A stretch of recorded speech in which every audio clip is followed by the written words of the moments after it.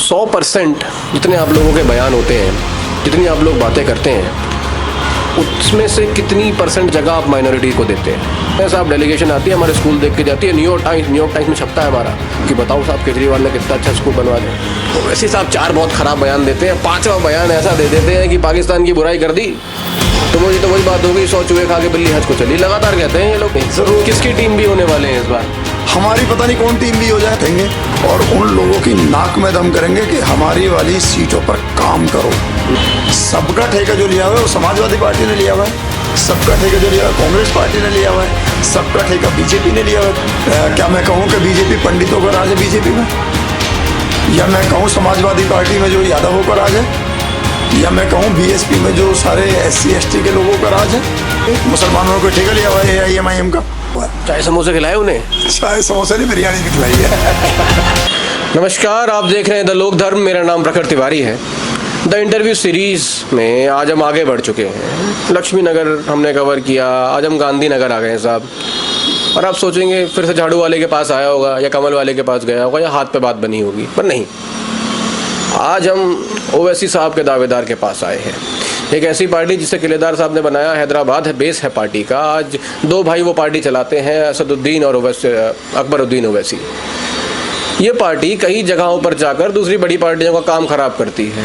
चाहे महाराष्ट्र की बात कर लीजिए, चाहे बिहार की बात कर लीजिए। आज ये पार्टी जो है दिल्ली में भी दम भर रही है, और सूत्र की खबर की माने तो 10 सीटों पर इनकी दावेदारी है साहब।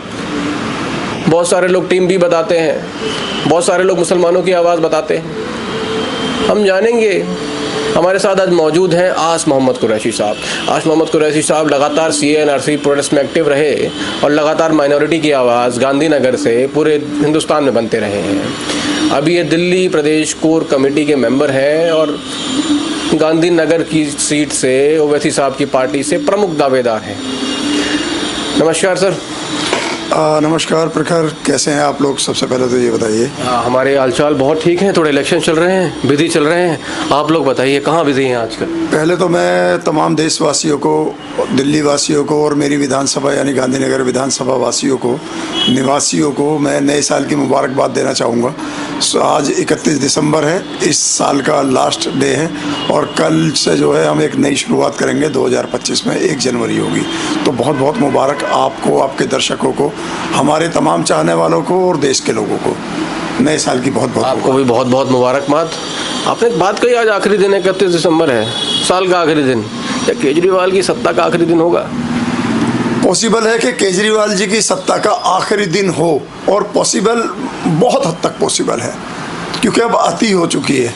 अब जनता परेशान हो चुकी है झूठे दावों से, झूठे वादों से, झूठी रेवड़ियों से। हालांकि रेवड़ी शब्द में बोलना नहीं चाहता था, बाकी लोगों ने बहुत बोल दिया उसे, लेकिन फिर भी मैं कहूँगा कि झूठी रेवड़ियों से, झूठी मूंगफलियों से बहुत बोर हो चुके हैं। अब परेशान हो गए हैं। इससे ज़्यादा परेशानी अब बर्दाश्त नहीं हो रही है। अच्छा मुझे ये बताइए, परेशान हो गए हैं, हमारे पास भाजपा भी है, कांग्रेस भी है। रेवड़ी कल्चर केवल एक पार्टी का नहीं है साहब, हर पार्टी अलग अलग फॉर्म में रेवड़ी बांटती है। भाजपा की मैं बात कर लूँ, महाराष्ट्र चला जाऊँ, मध्य प्रदेश चला जाऊँ, कांग्रेस की भी बात कर लूँ, भाजपा ने उज्ज्वला योजना भी चलाई। पहले भाजपा वाले आयुष्मान लेके आए, तो ये संजीवनी ले आए, और आप लोग बीच में घुसे जा रहे हैं साहब। अगर आप 10 सीटों पर चुनाव लड़ते हैं, जैसी खबरें चल रही हैं, सरकार कैसे बनाएंगे और किसके साथ मिलकर बनाएंगे? मेरे देश की जो विडम्बना है वो यही है प्रखर, कि लोग अजीब से कल्चर शुरू कर देते हैं। मेरे देश की जो बड़ी बुरी बात है वो ये है कि हम लोग स्वास्थ्य पे बात नहीं कर रहे हैं, हम लोग पोल्यूशन पे बात नहीं कर रहे हैं, हम लोग जो है एजुकेशन पे बात नहीं कर रहे हैं, हम लोग जो है वो बिजनेस पे बात नहीं कर रहे हैं। हम लोग बात कर रहे हैं कि कौन कितना फ्री दे सकता है, बाय 1 गेट 1 वाले ऑफर कौन इससे बेहतर ला सकता है। एक जनता कमज़ोर हो जाती है कि इन मुद्दों से? मैं आपकी बात पर आऊँगा। जनता को लगता है कि चलिए साहब मुझे तो ये मिल रहा है, हाँ, अगर मैं इसके साथ आ जाता हूँ तो मुझे ही मिलता है। हाँ। हालांकि इसके पीछे की स्ट्रेटजी जो है वो कुछ और होती है। हाँ। जैसे मिसाल के तौर में 2015 से पहले जब बिजली के बिल की बात हुई कि हम 200 यूनिट आपको फ्री दे देंगे, तो इन्होंने 200 यूनिट फ्री की बात तो बताई, ये नहीं बताया कि जो 200 यूनिट से ऊपर जाएगा उसके चार्जेस डबल हो जाएंगे।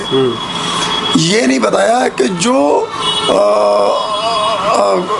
इसका जो सर्विस चार्जेस है वो बढ़ा दिया जाएगा। यानी पहले जो होता 200 यूनिट से पहले हमें 5 रुपए में 4 रुपए में पर यूनिट बिजली मिल जाती थी, अब 7-8 रुपए में मिलती है।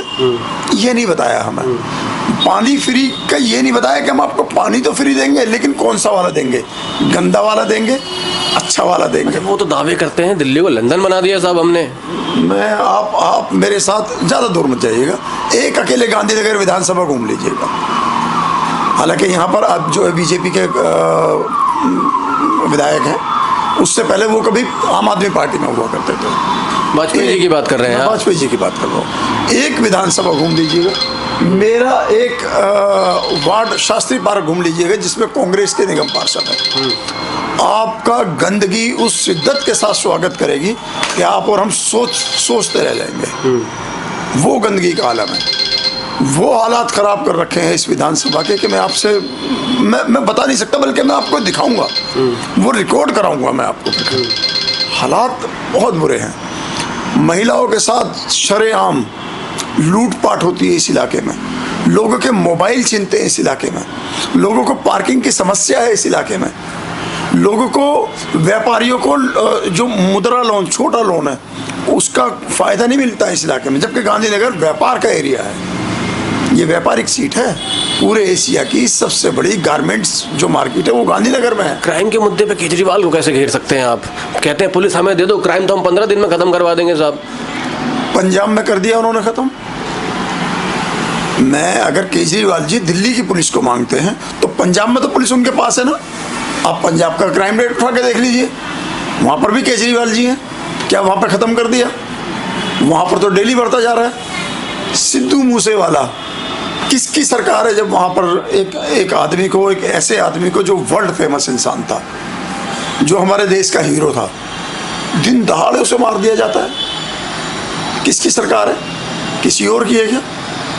उसी की है। क्राइम रेट अब उठाकर आप पंजाब का आम आदमी पार्टी को इतनी बड़ी सरकार, इतनी बड़ी पार्टी नहीं मानते हैं कि वो एक बॉर्डर प्रदेश की सुरक्षा कर पाए। आम आदमी पार्टी दरअसल ये आई तो रेवड़ी के बेस पर ही थी, सपनों के बेस पर आई थी। सपने दिखाए थे और लोगों से वादे किए गए थे प्रखर के हम लोग बंगला नहीं लेंगे, हम लोग जो है वो सिस्टम हटा देंगे, जो सिक्योरिटी जो हमारे पास जो चल रहा है 10-10 गाड़ियाँ, लाल बत्ती की गाड़ियों का सिस्टम हटा देंगे। इस तरीके के वादे थे, सपने थे, सपना ही रह गया। कुरैशी साहब, वादे और सपनों की हम लोग बात करते हैं। दिल्ली की बुनियादी चीज़ों पर मैं थोड़ा आ जाता हूँ। पानी की समस्या दिल्ली में बहुत रहती है साहब, और उसके बाद क्राइम की बात कर ली, उस पर लोग भाजपा को घेरते हैं लगातार। पर ये लोग कहते हैं हमने बनवाया मोहल्ला क्लिनिक और हमने बनवा दिए वर्ल्ड क्लास स्कूल्स। बाहर के लोग आते हैं साहब, डेलीगेशन आती है, हमारे स्कूल देख के जाती है। न्यूयॉर्क टाइम्स में छपता है हमारा कि बताओ साहब केजरीवाल ने कितना अच्छा स्कूल बनवा दिया है। भाजपा वाले कहते जा रहे हैं कि भाई साहब बिल्डिंग बनवा दी है, अंदर मास्टर पढ़ाने नहीं आ रहे हैं। ये कहते हैं कैमरा चेक करवा लीजिए। आपका क्या विश्लेषण है इसके ऊपर? मोहल्ला क्लिनिक आप मुझे बता दीजिए कितने चल रहे हैं? बनवा दिए ये बात अलग है, वो सारे बंद भी हो गए। 1 साल के अंदर अंदर टोटल मोहल्ला क्लिनिक बंद हो गए। क्यों बंद हुए? केजरीवाल जी बता देंगे इस बात को। स्कूलों के अंदर आप चले जाइए, स्कूल की आप बिल्डिंग बनवा दें, बेहतर बिल्डिंग बना दें, उसमें बच्चों को आप एजुकेशन ना दें, क्या होगा उन स्कूलों का? हमें एजुकेशन की ज़रूरत है, बिल्डिंग की ज़रूरत नहीं है। हमें अपने अंदरूनी चीज़ों को सुधारने की ज़रूरत है। बाहर से आप उन्हें अच्छे कपड़े पहना देते हैं यार, क्या फ़ायदा हो रहा है उनका?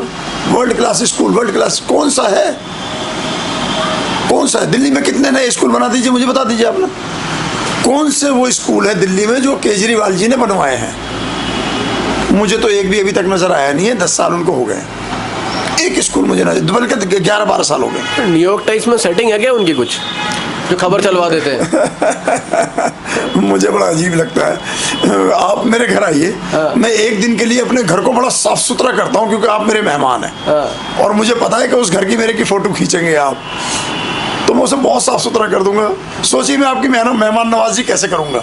अब उस मेहमान नवाजी को आप 4 लोगों में जाकर कहेंगे साहब हास मोहम्मद कुरैशी का घर देखने लायक था, क्या मेहमान नवाजी थी साहब उनकी। तो वो मेहमान नवाजी हुई है न्यूयॉर्क टाइम्स की, और क्या हुआ है? चाय समोसे खिलाए उन्हें? चाय समोसे नहीं, बिरयानी भी खिलाई है। अच्छा, क्राइम की आप लोग बात करते हैं तो मैं थोड़ी आप लोगों की बात कर लेता हूँ। छोटे ओवैसी साहब कह देते हैं 15 मिनट पुलिस हटवा लीजिए आप, हम बता देंगे हम कौन है। ये क्या बयान है साहब? ये दंगे भड़काने वाला बयान नजर नहीं आता है आपको? मुझे प्रखर इस बात पर बड़ा ऑब्जेक्शन है। छोटे ओवैसी साहब ने पता नहीं कब बोल दिया कि 15 मिनट के लिए कर दीजिए आप ये सब। ये बयान कहीं है ही नहीं। अगर ये होता तो आप मुझे बता दीजिए, तेलंगाना की सरकार ने, तेलंगाना के कोर्ट ने उनको रिलीज क्यों कर दिया, उनको फ्री क्यों कर दिया? उन्हें क्यों कहा कि आप बेगुनाह हो? वहाँ की जो कोर्ट है, वहाँ की जो अदालत है, क्या उसके पास ये चीज़ें नहीं है? वो भी तो जानती होगी, वो तो बाइज्जत बरी हुए। इस पे मैं आपको बता देता हूँ, बताइए। ये बयान ऑन रिकॉर्ड है, हम लोगों ने सुना, पार्टी वालों ने सुना, इसने सुनाया, उसने सुनाया। और दूसरी बात, वो कह देते हैं कि इन्होंने वकील लगा दिए और वकालत कोई बड़ी बात नहीं है साहब, केस मॉडिफाई करना कोई बड़ी बात नहीं है, मॉडिफाई होके निकाला जा सकता है, एक बात की 10 बात निकाली जा सकती है। जैसे पोइट्री पढ़ते हैं हम लोग, मैंने एक शायरी पढ़ दी, शायरी पढ़ने के बाद शायर ये कह देता है भाई लिखने की जिम्मेदारी मेरी है, समझने की तुम्हारी है। तो छोटे ओवैसी शायर हो गए, कह के कुछ और चले गए, प्रूफ कुछ और करवा दिया। मैं आता हूँ, छोटे ओवैसी साहब की जो बात कर रहे हैं आप, छोटे ओवैसी साहब ने 15 मिनट वाला बयान की बात करते हैं। मैं कहता हूँ उसे काट पीट के चलाया गया, वो बयान ये वाला था ही नहीं। मैं तो अभी एक और दूसरा बयान बता देता हूँ। अभी असदुद्दीन ओवैसी साहब हमारे महाराष्ट्र में कहते हैं कि यार 15 मिनट रह गए मेरी नमाज में। अब उन्होंने वो नमाज तो काट दिया, केवल वो 15 मिनट दिखा रहे हैं ओवैसी साहब के बारे में कि जी 15 मिनट बता रहे हैं ओवैसी साहब, 15 मिनट बता रहे हैं। यार कोई भी अजान के बाद में जो नमाज होती है वो 15 मिनट बाद होती है। तो अजान वहाँ पर हो रही थी, उन्होंने कहा 15 मिनट बेहतर रह गए भाई मुझे इस मंच पर। 15 से बहुत पुराना कनेक्शन है, वो चीज़ साहब फास्ट बॉलर भी रहे, जर्सी नंबर 15 ही था क्या उनका? जर्सी नंबर तो खैर मैं नहीं बता पाऊंगा ओवैसी साहब का, लेकिन मैं इतना ज़रूर कहूँगा कि ये 15 मिनट के लिए हमें फेमस कर दिया गया है। वो वक्त आएगा जब 15 मिनट में इंशाल्लाह हम लोग सरकारें भी बनाएंगे। एक डीप सवाल पूछता हूँ साहब, हम लोग बात करते हैं रिलीजन की और स्टेट की, क्या रिलीजन को स्टेट से मिला देना, सरकारों से मिला देना, आप इसको किस तरीके से देखते हैं? घटिया बात है। स्टेट से रिलीजन को नहीं मिलाना चाहिए, बल्कि देश से भी नहीं मिलाना चाहिए। रिलीजन एक अपना सेपरेट मैटर है। इंशाल्लाह का नारा तो आपने अभी भी लगाया। तो इंशाल्लाह किसे कहते हैं? इंशाल्लाह कहते हैं कि अल्लाह ने चाहा तो। आप नहीं कह सकते कि इस बात को कि भगवान ने चाहा तो मैं ये काम कर लूँगा।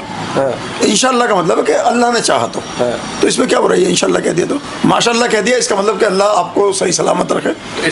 इसको आप मिक्सिंग नहीं बोलते हैं स्टेट और रिलीजन की? कैसे मिक्सिंग है? स्टेट और रिलीजन की जब हम बात करते हैं साहब, अगर हम बाहर जाके देखते हैं, कुछ इस्लामिक रिपब्लिक स्टेट्स ही बने हुए हैं, जैसे पाकिस्तान के एग्जांपल ले लें, दुर्गति हो गई है उस चीज़ की, आज उस देश की बहुत बुरी दुर्गति है।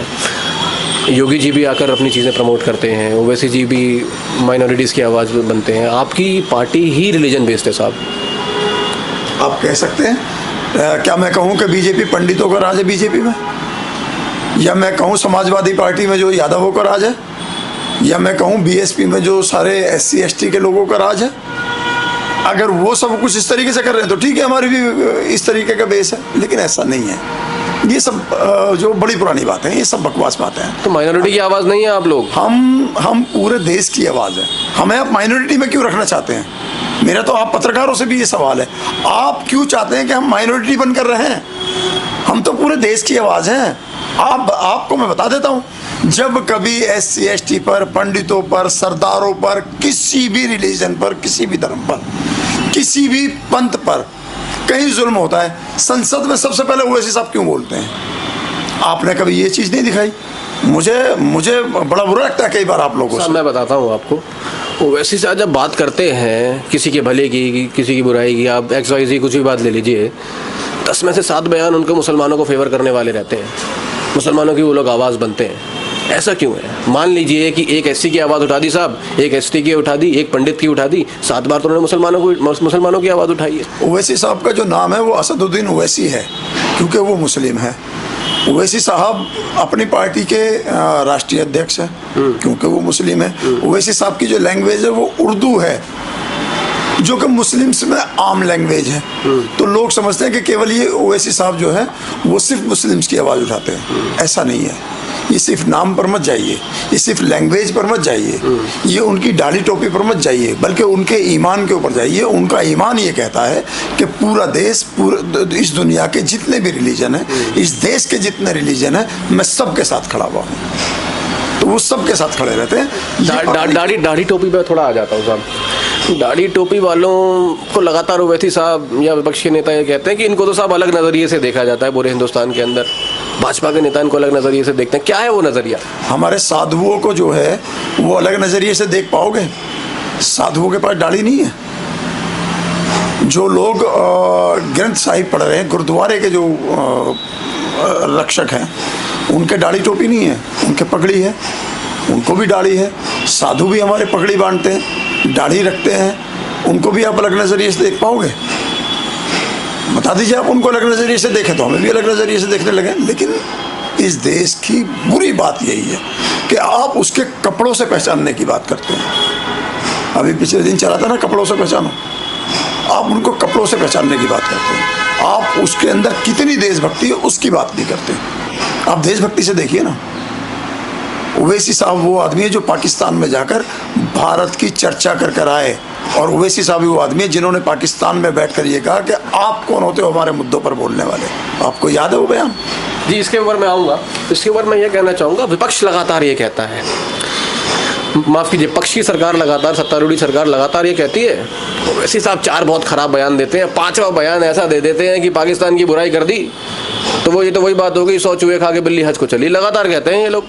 हम 4 नहीं 10 के 10 बयान हम बढ़िया देते हैं। 4 की बात नहीं करेंगे हम। 10 के 10 बयान जब देते हैं तो देश हित के बयान देते हैं, समाज हित के बयान देते हैं, ना कि किसी पर्टिकुलर रिलीजन या किसी धर्म या किसी पंथ के फेवर में। हमारे जितने भी बयान होते हैं वो सारे के सारे देश हित के बयान होते हैं। आप निकालिए ना, एक भी बयान निकालिए, आप मुझे सुना दीजिए आपके वो सब कई वाला बयान जो देश हित में नहीं है, समाज हित में नहीं है, पंथ हित में नहीं है, जाति हित में नहीं है। आप निकालिए कोई एक बयान, आप मुझे बयान दिखा दीजिएगा, मैं भी आपकी बात को मान लूँगा, सैल्यूट कर लूँगा, सलाम कर लूँगा। लेकिन नहीं, ओवैसी साहब के ऊपर एक अजीब सा ये इल्ज़ाम शुरू कर दिया है, और ये इल्ज़ाम विपक्ष ने और पक्ष ने ही किया है। हजम नहीं हो रहे ना, हम बात करने लगे ना, हम माइनॉरिटी की बात करने लगे, हम सब लोगों को साथ लेके चलने की। अब हजम कैसे होंगे? क्योंकि सबका ठेका तो इन्होंने लिया हुआ है। सबका ठेका जो लिया हुआ है वो समाजवादी पार्टी ने लिया हुआ है, सबका ठेका जो लिया हुआ है कांग्रेस पार्टी ने लिया हुआ है, सबका ठेका बीजेपी ने लिया हुआ है। बीजेपी ने तो खैर सबका नहीं लिया हो, तो मुस्लिमों को और दलितों को कह देती है इन्हें भगाओ यहाँ से, कपड़ों से पहचानो और भगाओ इन्हें यहाँ से, है ना। तो अब जब हम सब की बात कर रहे हैं, हमारे साथ सारे लोग आ रहे हैं, जब हम ईमान की बात लेकर आ रहे हैं, जब हम ईमानदारी की बात कर रहे हैं, तो इनको मिर्ची लग रही है, पेट में हजम नहीं हो रही चीज़ है। तो ये मिर्चियाँ जो लग रही हैं ना, हम तो और लगाएंगे, क्योंकि समाज को साथ लेकर चलने वाले लोग हैं। समाज को साथ लेकर चले थे, चले हैं और चलते रहेंगे। एक बात बताइए, इसमें इंशाअल्लाह भी जोड़ूंगा मैं, इंशाअल्लाह। बिल्कुल जोड़िए। अब बात सुनिए मेरी ध्यान से, एक पैमाना बताता हूँ साहब। 100% जितने आप लोगों के बयान होते हैं, जितनी आप लोग बातें करते हैं, उसमें से कितनी % जगह आप माइनॉरिटी को देते हैं? मैं एक आंकड़ा पूछना चाहूँगा। 100% हम जगह सब लोगों को देते हैं, किसी एक को नहीं देते हम। हमारे साथ सब है। कौन नहीं है हमारे साथ? हमारे साथ सरदार भाई नहीं है, हमारे साथ पंडित भाई नहीं है, हमारे साथ क्या क्रिश्चियन नहीं है, हमारे साथ कौन नहीं है? हमारे साथ सब है। सबकी जगह बराबर है हमारे यहाँ पर। हमारी तो सफ़ों में भी लोग जो है एक साथ खड़े होते हैं, हम तो वहाँ पर भी ऊंच नीच की बात नहीं करते। आइए कभी मस्जिद में नमाज हो तो देखिएगा आप, सफ़ों में चाहे कोई राजा हो, चाहे कोई रंग हो, अमीर हो, गरीब हो, फ़कीर हो, अगर उसे नमाज़ पढ़नी है तो जहाँ वो खड़ा हो गया वहीं पर ही नमाज़ पढ़ सकता है। अमीर आदमी उसे साइड नहीं कर सकता, उसे हटा नहीं सकता वहाँ से। तो ये मान लूँ मैं, और जनता इस बात पर भरोसा कर ले कि हर किसी की बराबर जगह जगह बनती है। आपकी पार्टी केवल माइनॉरिटी पार्टी नहीं है, और मुख्यतः माइनॉरिटी पार्टी नहीं है। हमारी पार्टी सबके लिए है, किसी माइनॉरिटी के लिए नहीं है। केवल माइनॉरिटी की अगर कोई बात करता है तो महज वो एक छलावा है और कुछ भी नहीं है। हम सब के लिए हैं, हम सब के साथ हैं और सब भी हमारे साथ हैं। अच्छा, थोड़ा वापस आते हैं दिल्ली के ऊपर। दिल्ली की अगर मैं बात करूं, इस बार लगातार हमने चीज़ें करी, हमारी टीम भी लगातार दौरा करती रहती है। एंटी इनकम्बेंसी थोड़ी बहुत तो साहब नज़र आती है इतने सालों बाद। मोदी जी जब बनारस से चुनाव लड़े तो कोई नहीं सोच सकता था कि 1-2 बजे तक वो अजय राय जैसे नेता से पीछे चलेंगे। अजय राय छोटे नेता नहीं है, कांग्रेस के प्रदेश अध्यक्ष हैं उत्तर प्रदेश के, पर मोदी जी के सामने चेहरा उनका काफ़ी हल्का पड़ जाता है, उनकी सीट फंस गई। तो इस बार आपको क्या लगता है? आप तो बहुत चुनिंदा सीटों पर चुनाव लड़ रहे हैं, भाजपा का चांस बनेगा एंटी इनकम्बेंसी में, या कांग्रेस फ़ायदा उठाएगी, या फिर कांग्रेस जो है वोट काटेगी आम आदमी पार्टी के और भाजपा को फ़ायदा हो जाएगा? जिन 10 सीटों पे हम चुनाव लड़ेंगे उन 10 की 10 सीटों पर हम जीतेंगे इंशाअल्लाह। उन 10 की 10 पे जीतेंगे और जब सरकार बनेगी किसी की भी तो हम विपक्ष में बैठेंगे और उन लोगों की नाक में दम करेंगे कि हमारी वाली सीटों पर काम करो, काम कराएंगे अंदर जाकर, जो अभी तक किसी ने नहीं किया है। हम तो ये बल्कि मैं खास करके अपने लिए कहूँ, मैं तो सोच के बैठा हूँ कि अल्लाह पाक मुझे उस जगह पर भेजे, मैं इन लोगों की नाक में दम कर दूंगा कि मेरी विधानसभा का काम क्यों नहीं हुआ। और वो केवल मैं नहीं होऊंगा, मेरे 10 के 10 लोग ऐसे ही होंगे जो कहेंगे कि मेरी विधानसभा में मुझे काम चाहिए। करेंगे इस तरीके से, हम विपक्ष में बैठेंगे, हम किसी के साथ ही नहीं है। कहाँ हम किसी के साथ, हम किसी से हाथ नहीं मिलाएंगे। जरूरत किसकी टीम भी होने वाले हैं इस बार? हमारी पता नहीं कौन टीम भी हो जाए, हमें तो ये सोच है, अब तो हम ये सोच रहे हैं हम तो किसी की टीम भी ना कभी। तो आस मोहम्मद कुरैशी मुख्यमंत्री बन जाएंगे क्या दिल्ली के? आस मोहम्मद कुरैशी मुख्यमंत्री भी अगर नहीं बनेंगे तो नाक में दम करने वाले बनेंगे, विपक्ष के एक बड़े नेता बनेंगे। सब कब तक विपक्ष से काम कराएंगे? सब कब तक नाक में दम करते रहेंगे? कब तक आप सरकार बनाएंगे? कब वो मौका आएगा? आज 10 जब 10 हम इनको काम कर दिखा देंगे, अगली विधानसभा में 70 पूरे के पूरे, और उसमें इंशाअल्लाह 45 जीते हुए और फिर मुख्यमंत्री बनकर भी दिखा देंगे। 70 में से कितने मुसलमानों को टिकट देंगे अगली बार? सबको देंगे, मुसलमानों को ही क्यों देंगे, सबको देंगे। मुसलमानों को ठेका लिया हुआ है AIM का, हिंदू नहीं आएंगे हमारे हिंदू भाई कहाँ जाएंगे? अरे विपक्ष तो लगातार आरोप लगाता है। क्या आरोप लगाता है? लगातार वो कहते हैं कि मुसलमानों की पार्टी है साहब, छोटा सा वोट बैंक है, हर जगह काम खराब करने आ जाते हैं। महाराष्ट्र में आप चुनाव लड़ने चले जाते हैं, बिहार में 3-4 सीटें ले आते हैं, बोलेंगे इनको सत्ता में आना नहीं है, बस हमारा काम खराब करवा देते हैं बार बार। तो आप काम सही क्यों नहीं करते? हमारे आने की ज़रूरत क्या है? महाराष्ट्र में हमारे गैर मुस्लिम भाइयों को हमने टिकट नहीं दी, हैदराबाद में हम गैर मुस्लिमों को टिकट नहीं देते, बिहार में हमने गैर मुस्लिमों को टिकट नहीं दी, कहाँ नहीं दी? दिल्ली में भी देंगे। आए अच्छे कैंडिडेट, ईमानदार कैंडिडेट आए, काम करने वाले कैंडिडेट आए, बिना किसी सजा याफ्ता मुजरिम ना हो, बल्कि मैं इस पर जोर दूंगा। जो बाकी लोग सजा याफ्ता मुजरिमों को टिकट दे रहे हैं वो नहीं देंगे हम। इसको थोड़ा आसान भाषा में जनता को समझा दीजिए। जिन लोगों को सजाएं हुई हैं, जो लोग जेल में सजा काट रहे हैं, या जो लोग जेल से सजा काट कर आए हैं किसी भी क्राइम की, मैं सजा की बात कर रहा हूँ, मैं आरोप की बात नहीं कर रहा हूँ, इसे मैं क्लियर करता चलूँ। हम सजा याफ्ता मुजरिमों को टिकट नहीं देंगे, हम सजा याफ्ता मुजरिमों को चुनाव नहीं लड़ाएंगे। हम हर उस इंसान को चुनाव लड़ाएंगे जो ईमानदार है। ईमानदार लोग आए हमारे साथ, हिंदू हो, मुस्लिम हो, सिख हो, ईसाई हो, कोई भी हो, आए हमारे साथ, चुनाव लड़ाते हैं, कोई दिक्कत नहीं। प्रोजेक्ट कर रहे हैं ओवैसी जी को प्रधानमंत्री आप लोग?